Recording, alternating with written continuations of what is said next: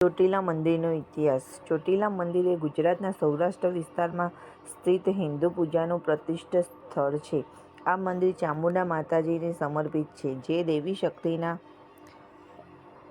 સ્વરૂપ છે અને ચોટીલા ટેકરી પર આવેલું છે, જે દરિયાની સપાટી આશરે 1173 ફૂટ ઉપર છે.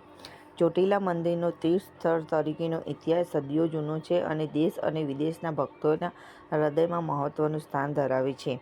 ચોટીલા મંદિરનો ઇતિહાસ. ચોટીલા મંદિરનું મૂળ દંતકથાઓથી ઘેરાયેલું છે. તેમની સ્થાપના દધીજી નામના ઋષિ દ્વારા કરવામાં આવી હોવાનું માનવામાં આવે છે, જેમણે ચામુંડા દેવીને ટેકરી પર સ્થાપિત કર્યા હતા. મંદિર ઐતિહાસિક રીતે દેવીની શક્તિ અને આશીર્વાદ સાથે ભક્તોને મુશ્કેલીઓ અને દુષ્ટ શક્તિઓથી બચાવે છે. વર્ષોથી શાસકો અને ભક્તોને મંદિરમાં માળખાના જીર્ણોદ્ધાર અને વૃદ્ધિના ફાળો આપ્યો છે. મંદિર સુધી પહોંચવા માટે 700 પગથિયાં હોવા એ યાત્રાળુઓની ભક્તિનો પુરાવો છે. એવું કહેવાય છે કે મરાઠા શાસકો અને સ્થાનિક સરદારોએ સુવિધાઓ પૂરી પાડવામાં અને મંદિરને યાત્રાળુઓ માટે વધુ સુલભ બનાવવામાં મહત્વપૂર્ણ ભૂમિકા ભજવી હતી.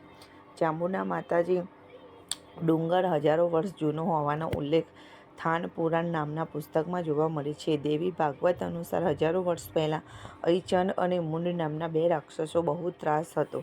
ત્યારે ઋષિમુનિઓએ યજ્ઞ કરી આદ્યાશક્તિને પ્રાર્થના કરી, ત્યારે આદ્યાશક્તિમાંના હવનકુંડમાંથી તેજ સ્વરૂપે મહાશક્તિ પ્રગટ થયા અને તે જ મહાશક્તિને ચંડ અને મુંડ નામના 2 રાક્ષસોનો સંહાર કર્યો હતો. ત્યારથી એ જ મહાશક્તિનું નામ ચંડી ચામુંડા તરીકે ઓળખવા લાગ્યું છે અને ચંડી ચામુંડા માતાજીને અનેક પડચાનો પૂરેલ છે.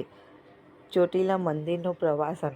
દેવી દુર્ગાની શક્તિની ઉજવણી કરતા નવરાત્રિ તહેવાર દરમિયાન અહીં ખાસ કરીને ભીડ હોય છે. યાત્રાળુઓ પરિક્રમા નામની ધાર્મિક વિધિ કરે છે, જેમાં ટેકરીના પાયાની આસપાસ ફરવું અને પછી પૂજા કરવી માટે ટોચ પર ચઢવાનો સમાવેશ થાય છે. ઘણા લોકો તેમના પ્રવાસ દરમિયાન ઉપવાસ અને પ્રાર્થના વિધિઓમાં પણ ભાગ લે છે.